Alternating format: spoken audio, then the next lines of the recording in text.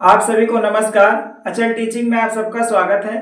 हम आ चुके हैं आप लोगों के बीच में एक नई शैक्षिक वीडियो के साथ। दोस्तों, आज का हमारा जो टॉपिक है वो है किशोरावस्था की विशेषताएं। आइए बिना देर किए हुए चलते हैं टॉपिक पर और बात करते हैं किशोरावस्था की कुछ प्रमुख विशेषताओं की। यदि आप चैनल पर नए हैं तो चैनल को सब्सक्राइब कर लीजिए, क्योंकि इस चैनल पे आपको बहुत ही महत्वपूर्ण शैक्षिक वीडियोस प्राप्त होती रहेंगी। दोस्तों, जैसा कि हमने पहले से ही लिख दिया कि किशोरावस्था की विशेषताएं, इसके हम अगर प्रमुख विशेषताओं की बात करें तो शारीरिक विकास, मानसिक विकास और सामाजिक विकास, इन्हीं तीनों विकास के अंतर्गत जितनी भी किशोरावस्था की विशेषताएं होती हैं वो सब आ जाती हैं। अलग अलग पढ़ने से अच्छा है कि हम प्रमुख रूप से तीन पक्षों में इसको पढ़कर जान लेते हैं। देखिए, अगर हम सबसे पहले बात करें शारीरिक विकास की, तो शारीरिक विकास दो प्रकार से होता है। एक तो आंतरिक विकास होता है, दूसरा होता है बाह्य विकास। यदि हम आंतरिक विकास की बात करें तो जो हमारे इंटरनल ऑर्गन्स होते हैं, जैसे हमारा ब्रेन है, हमारा हार्ट है और हमारे लंग्स या इंटरनल ऑर्गन्स जितने भी हैं, लीवर और किडनी इत्यादि, वो सब पूरी तरह से विकसित हो जाते हैं, क्योंकि बाल्यावस्था और शैशवावस्था में आंतरिक अंग पूरी तरह से डेवलप नहीं होते हैं, लेकिन किशोरावस्था में ये समस्त आंतरिक अंग पूरी तरह से विकसित हो जाते हैं।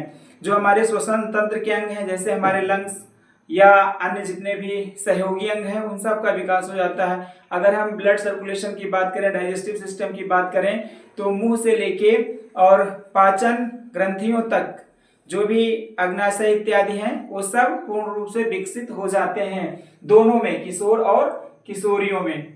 फिर हम बात करते हैं बाह्य विकास की, यानी कि शरीर के बाह्य अंगों के विकास की बात करें तो जो हमारी हड्डियां होती हैं, हड्डियां भी आंतरिक अंग में ही आती हैं, क्योंकि बाहर से दिखती नहीं है, लेकिन यहाँ हम इसलिए लिख दिए हैं कि हड्डियों में भी विकास होता है, क्योंकि जो हमारी हड्डियां होती हैं हमारी प्रारंभिक अवस्थाओं में पूरी तरह से मजबूत और विकसित नहीं होती, लेकिन किशोरावस्था तक पहुंचते पहुंचते किशोर और किशोरियों में ये हड्डियां बहुत ही सख्त हो जाती हैं और इनका आकार जो होता है वो गोलाकार होने लगता है, यानी कि हड्डियां हमारी मजबूत हो जाती हैं, गोल हो जाती हैं। फिर अगर हम किशोरों की बात करें तो किशोरों में कुछ विशेष चिन्ह उत्पन्न होने लगते हैं, जैसे दाढ़ी मूंछ का आना, उनके आवाज में भारीपन होना, फिर पसीने से गंध आना और लैंगिक अंगों का पूर्ण विकास। इसके साथ साथ जैसे चेहरों पर मुहासे, कील मुहासे, झाइयां है ना, इस प्रकार के बहुत सारे लक्षण हमें दिखाई देने लगते हैं। ये जो पसीने की गंध होती है, ये हमारे शरीर में एक एपोक्राइन ग्रंथि होती है। एपोक्राइन ग्रंथि से एंड्रोजन्स नामक हार्मोन्स रिलीज होते हैं और इसी हार्मोन्स की वजह से जो पसीना होता है उसका गंध बहुत ही बैड सा महसूस होने लगता है। फिर अगर हम किशोरियों में बात करें बाह्य अंगों के विकास की, तो किशोरियों के जो कूल्हे होते हैं उनके पास फैट इकट्ठा हो जाता है। फिर उनका शरीर सख्त नहीं होता है किशोरों की तरह, वो कोमल शरीर और उनकी आवाज जो होती है बहुत ही मधुर हो जाती है। फिर उनके चेहरे पे परिपक्वता के लक्षण दिखाई देने लगते हैं, उनके भी चेहरे पर कील मुहासे दिखाई देने लगते हैं और कुछ किशोरियों में दाढ़ी मूछ भी हल्के हल्के, यानी कि दाढ़ी मूछ के हल्के बाल दिखाई देने लगते हैं। इसके साथ साथ अगर हम इन दोनों की बात करें तो दोनों के गुप्तांगों में बाल आने लगते हैं, या आप ऐसे कह सकते हो कि जैसे उदाहरण के तौर पे हम आर्मपिट की बात करें, बगल की बात करें, तो बगल में भी बाल आ जाते हैं। शारीरिक विकासों के साथ साथ पता चल जाता है कि किशोर और किशोरी वयस्क हो चुके हैं, यानी कि कुछ क्रियाएं किशोरों में और कुछ क्रियाएं किशोरियों में होने लगते हैं। जैसे अगर हम बात करें तो रात्रि स्राव किशोरों में और फिर रजोधर्म की प्रवृत्ति किशोरियों में परिलक्षित होने लगती है। तो ये हुए कुछ शारीरिक विकास। अब आइए हम बात करते हैं मानसिक विकास की। तो मानसिक विकास भी किशोरावस्था में बहुत अच्छी तरह से हो चुका होता है। अगर हम किशोरों में बात करें तो तर्क, यानी कि किशोरों में तर्क करने की क्षमता का विकास हो जाता है, उनमें एकाग्रता बढ़ जाती है, वो किसी भी विषय वस्तु पर देर तक सोच समझ और अपने ध्यान को केंद्रित कर सकते हैं। फिर उनकी याददाश्त यानी कि स्मरण शक्ति और कल्पना शक्ति बहुत ही तेज होती है, वो हमेशा कल्पना जगत में ही खोए रहते हैं। इसीलिए कहा जाता है कि किशोरावस्था जो होता है वो दिवा स्वप्न का इस समय होता है। किशोर और किशोरियां हमेशा दिन में सपने देखते रहते हैं। तो क्यों? क्योंकि उनकी कल्पना शक्ति बहुत ही तेज होती है। तो तर्क, एकाग्रता, स्मरण शक्ति, कल्पना किशोरियों में भी सेम किशोरों की तरह पाई जाती है। फिर अगर हम किशोरों के रुचि की बात करें और किशोरियों के रुचि की बात करें तो दोनों की रुचियों में थोड़ा सा अंतर होता है। किशोर जो होते हैं वो क्या करते हैं, विभिन्न प्रकार के खेल जैसे क्रिकेट, कबड्डी, फुटबॉल, खो खो, या बालक भी खो खो खेलते हैं, ऐसा नहीं कि केवल बालिकाएं ही खेलती हैं। हॉकी, कबड्डी इत्यादि खेलने का शौक किशोरों में होता है और इनमें अंग प्रदर्शन की भावना बहुत ही प्रबल होती है, क्योंकि ये वयस्क होते हैं और तंदुरुस्त रहते हैं, तो अपने बॉडी का प्रदर्शन करना चाहते हैं। इसीलिए हम लोग देखते हैं किशोरों को कि वो थोड़ा सा चलते समय अपने शरीर को इधर उधर करते हैं और बटन इत्यादि खोल के चलते हैं, जिम जाते हैं, है ना, ऐसी गतिविधियां करते हैं।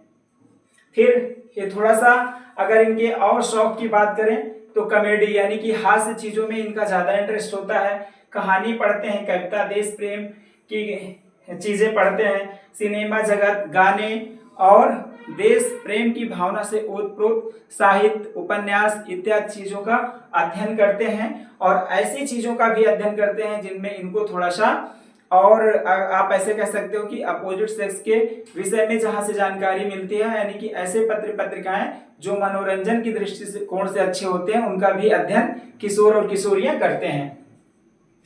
अब अगर हम किशोरियों की बात करें तो इनकी रुचियां जो हैं वो नाच, गाना, ड्रामा, संगीत और घरेलू क्रियाकलाप में ज्यादा रहता है। फिर इनमें श्रृंगार की प्रवृत्ति पाई जाती है। किशोरों में क्या है, अंग प्रदर्शन, और इनमें क्या है, श्रृंगार की रुचि या अभिरुचि पाई जाती है। श्रृंगार करती हैं अपने आप को ज्यादा अच्छा दिखाने के लिए। और दोनों में एक प्रवृत्ति ये होती है कि जो बालिकाएं होती हैं वो बालकों के विषय में बात करती हैं और जो बालक होते हैं वो बालिकाओं के संदर्भ में बात करते हैं, क्योंकि ये अगर देखा जाए तो शारीरिक रूप से परिपक्व होते हैं, इनमें यौनारंभ हो चुका होता है, इसलिए अपोजिट सेक्स के विषय में बात करने में इनको आनंद आता है। अब आइए हम बात करते हैं सामाजिक विकास की। देखिए, यदि हम सामाजिक विकास की बात करें तो जो किशोर होते हैं उनको बाहरी दुनिया से लगाव हो जाता है, यानी कि घर से निकलकर थोड़ा बाहर की स्थिति में इनको ज्यादा आनंद आता है। बाहर के लोगों से मिलना जुलना, बाहरी मित्रों से मिलना जुलना, बाहरी लोगों के साथ उठना बैठना, खेलना कूदना इनको ज्यादा अच्छा लगता है। और यहाँ तक कि ये बाहरी लोगों के चक्कर में पड़ के अपने माँ बाप की बात भी नहीं मानते हैं, ऐसा अक्सर देखा जाता है। दूसरा कोई बाहरी व्यक्ति इनसे जो कुछ भी कहे उसको करने के लिए तैयार हो जाएंगे, यानी कि बाहर के लोगों की बातें इनको अच्छी लगती हैं, घर की बातें अच्छी नहीं लगती हैं, और एकदम अपनी बात मनवाने के लिए जिद पर अड़ जाते हैं, कभी भी जल्दी से आत्मसमर्पण नहीं करते, यानी कि घर के लोगों की बातें जल्दी स्वीकार नहीं करते हैं। फिर इनमें धार्मिक भावना का विकास हो जाता है, यानी कि धार्मिक गतिविधियों में भाग लेने लगते हैं। फिर सामाजिक चेतना भी जागृत होती है। सामाजिक चेतना जैसे रैलियों में जाना या संगोष्ठियों में जाना, लोगों के साथ मिलजुल कर काम करना। फिर ये समूह एवं आदर्श भी बनाना पसंद करते हैं, यानी कि समूह कैसा, अपने हम उम्र किशोरों का समूह बनाते हैं और उसी में ज्यादातर समय व्यतीत करते हैं। इसीलिए ये घर से बाहर ही रहते हैं अक्सर, है ना, क्योंकि ये अपने समूह के साथ रहना ज्यादा पसंद करते हैं। फिर है आदर्श बनाना, यानी कि ये किसी न किसी को अपना रोल मॉडल बना लेते हैं, चाहे वो कोई खिलाड़ी हो, चाहे एक्टर हो, चाहे कवि हो, टीचर हो, राजनेता हो, किसी न किसी को अपना आदर्श मान लेते हैं और उसके नक्शे कदम पर चलने की कोशिश करते हैं, उसके अनुयायी बन जाते हैं, उसके फॉलोअर्स बन जाते हैं, उसकी नकल करते हैं पूरी तरह से, और भविष्य में खुद को उसी प्रकार से बनना चाहते हैं कि हम भी भविष्य में खिलाड़ी, डॉक्टर, इंजीनियर या नेता, अभिनेता, राजनेता कुछ भी बन के दिखाएंगे। फिर कुछ जो किशोर होते हैं उनमें भविष्य को लेकर चिंता होती है, यानी कि वे सोचते हैं कि हमें भविष्य में क्या करना है, और अपनी इस सोच के कारण वे पढ़ाई लिखाई पर ध्यान देते हैं, अपने टारगेट को फिक्स करते हैं और टारगेट तक पहुंचने की कोशिश करते हैं। इसलिए पढ़ाई लिखाई और ज्ञान प्राप्ति के प्रयास में भी लगे रहते हैं। तो जो सामाजिक विकास है वो किशोर और किशोरियों में एक ही तरह होते हैं, यानी कि किशोरियां भी किशोरों की तरह ही सारी चीजें करती हैं। इनका भी कोई ना कोई आदर्श होता है, ये भी अपना समूह बनाती हैं, ये भी धार्मिक भावना और जिद पर अड़ जाती हैं और बाहरी दुनिया से इनका भी लगाव हो जाता है। तो ये कुछ प्रमुख विशेषताएं किशोरावस्था की, जिसको हम कह सकते हैं कि शारीरिक विकास, मानसिक विकास और सामाजिक विकास। तो इन तीनों प्रमुख विशेषताओं के अंतर्गत ही किशोर और किशोरियों में पाए जाने वाले जितने भी गुण हैं या जितनी भी विशेषताएं हैं वो सब आ जाती हैं। तो आज की क्लास में हम लोगों ने पढ़ लिया किशोरावस्था की विशेषताएं। अब अगली क्लास में हम किशोरावस्था से संबंधित कुछ अन्य विषय वस्तुओं पर बात करेंगे। आज की क्लास में बस इतना ही, मिलते हैं फिर अगली क्लास में।